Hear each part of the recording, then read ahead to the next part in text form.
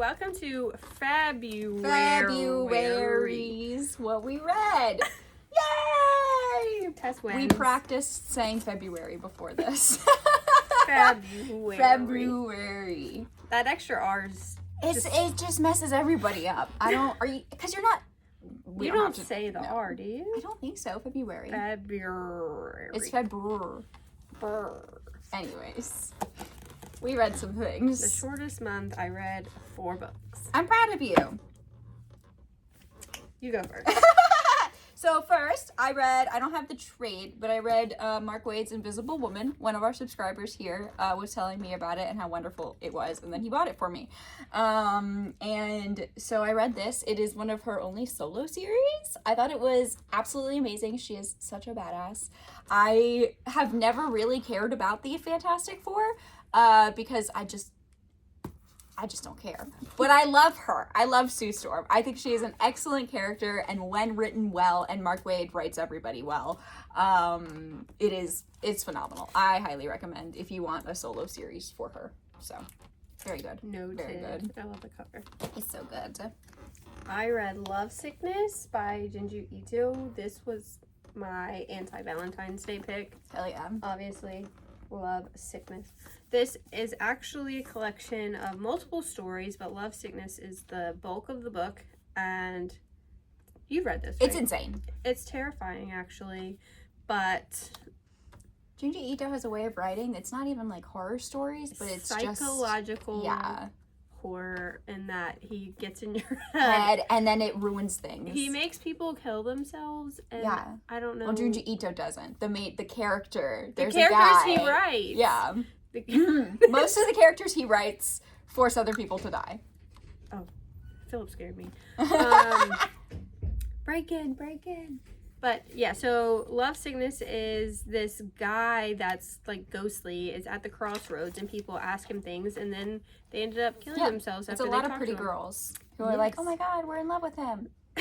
And then they kill themselves. They start looking all doughy-eyed, and then don't eat, and just lose themselves.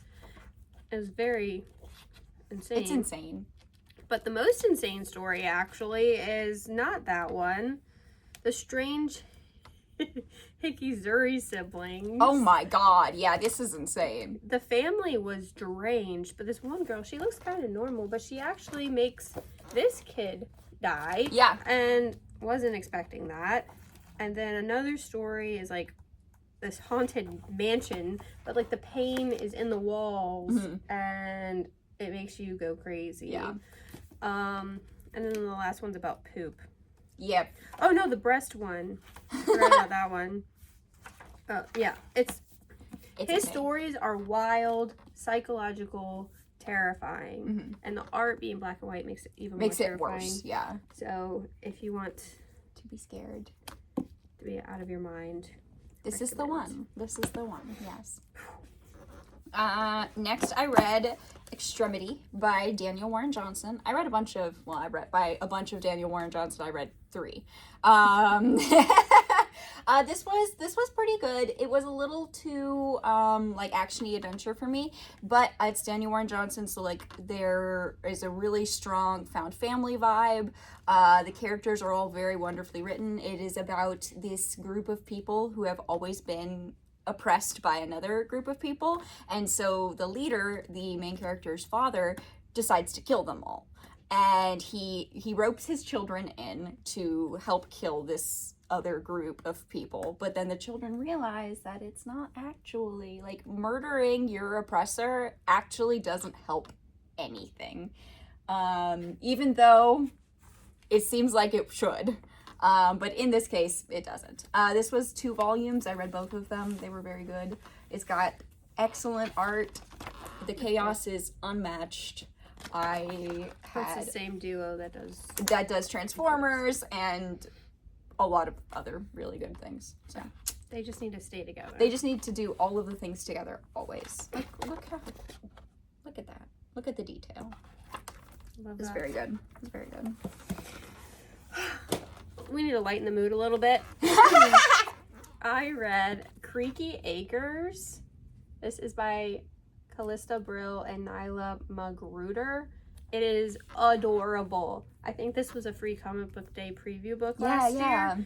So our main character, Nora, loves horses, obviously. She rides her horse, and her horse's name is, wow, that went away. Hay Fever. Oh, that's so cute. Hay Fever. So she has to move away, and so she's used to, you know, all the other rich folks and their horses, and she's the only black girl at her old, what is it called? Barn. Mm-hmm. Where you go ride horses. What is that called? The club.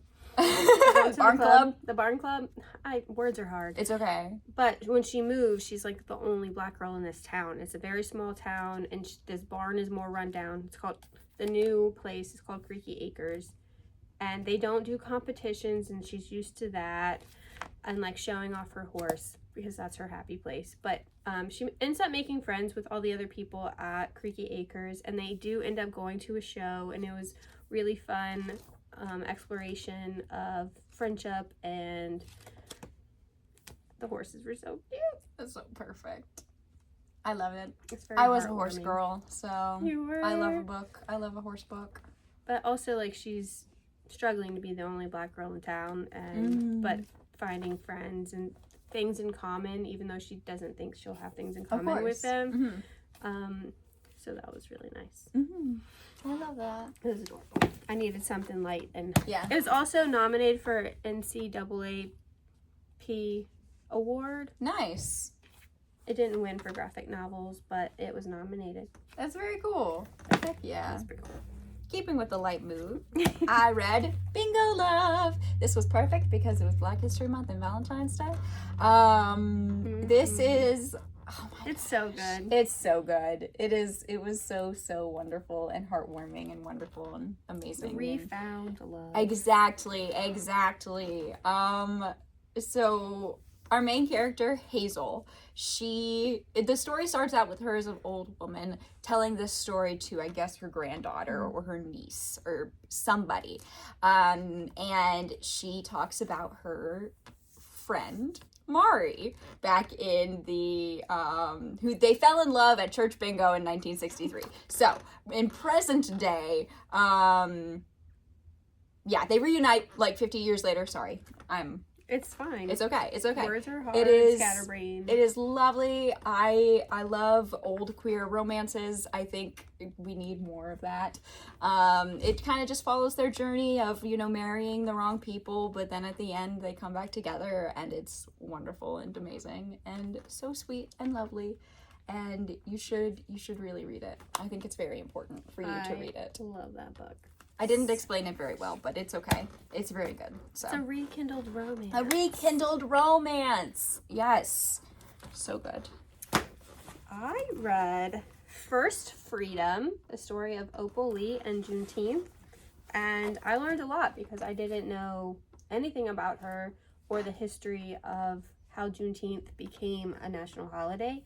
And so we get bits of her backstory, like from her being a child and growing up in Texas, and then all that she did to make Juneteenth a national holiday. And she basically walked to DC, and that was figuratively and real because she was older. She's still alive, and she's like 90. Really? Yeah. So it was amazing to see. Yeah, she was born in 1926. That's crazy. She'll be 100 this year. So, her life growing up, and then how she overcame so much and then became a voice for the people, and learning about how Juneteenth became the holiday and the president she met. And she started the journey in the Obama administration, but it didn't get a law until Biden. So we get all of that. But I love how it was they changed the perspective from current to the past, and just really seeing her growing up. It's really a beautiful story. Awesome. Yeah. Heck yeah. She overcame so much because, they didn't have all the same things that other people have. Yeah. So it was great. I learned a lot. Yeah. So that was my Black History Month read. Nice. I read Black This is about a world where only Black people have superpowers. And so they kind of have to work underground because white people are like, that's not right. You're not allowed to do that. It was really, really intense. It was very good. It was written in a way that felt very true. And it hurt a lot. But it was very good. Gosh, what can I say? It's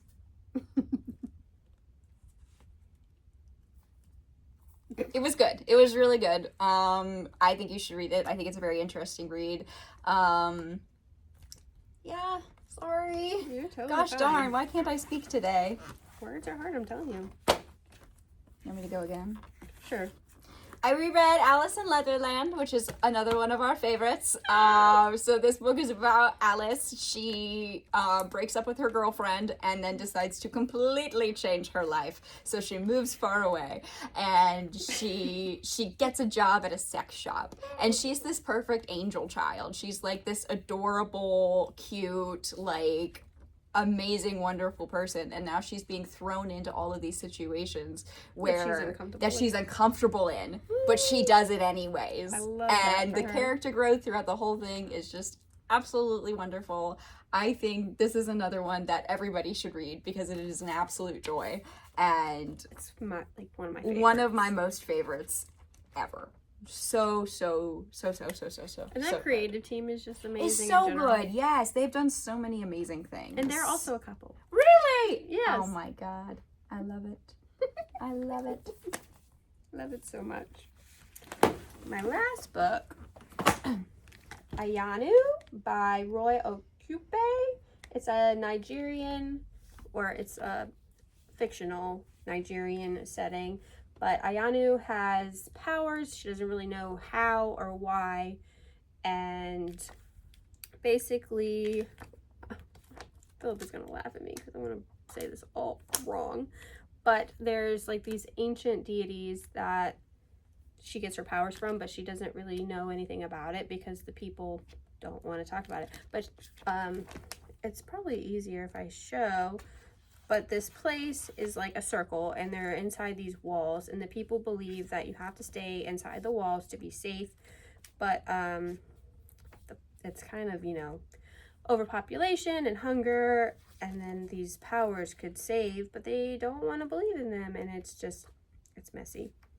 Yeah. I'm not describing it very well, but why can't I find what I'm looking for? Anyways, it's like it's a circle, and they live inside these walls, and they believe everything outside the walls is bad. So I like the art. it reminds me of a video game. Yeah. And you're like, she's player 1, and it was really fun. But there's like 5 trades, so I know we'll find more about her powers and stuff later on. But I just like her as a character and all that she's capable of. She just doesn't know it yet. Yeah. The Nigerian culture and the different sub-communities of their culture. Very cool. Very cool. Yeah. I'm going to speed run these because they're just trades that came out, but that I read in single issues. So we've got volume 2 of Absolute Batman Abomination. This is where they introduce Bane. It's okay. There's volume 2 of Absolute Wonder Woman. She's exploring the labyrinth, and she meets a bunch of friends and is an absolute, just amazing, wonderful woman. The art is stunning. The character designs are amazing. The storytelling is it's perfect. It is so freaking good. And then I read Absolute Superman, volume 2 as well. This is a continuation of the first trade.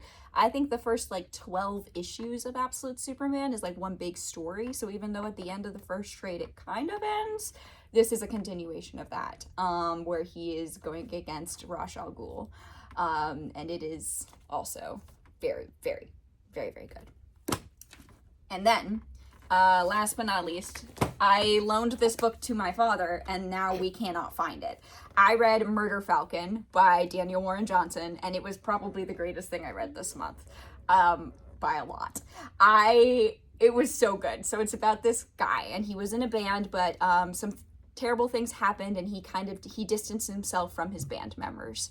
And playing the guitar was the only thing that ever brought him joy. But it's been like a year since he's played the guitar, and he's lost everything. And then one day he picks back up his guitar and plays it a little bit, and all of a sudden this giant falcon shows up and is like, you have to save the world with the power of rock music. And then aliens start attacking, and the only way that the aliens will be like defeated is if this guy, I don't remember his name unfortunately, plays his guitar really well so that the murder falcon gets power-ups in order to defeat the aliens.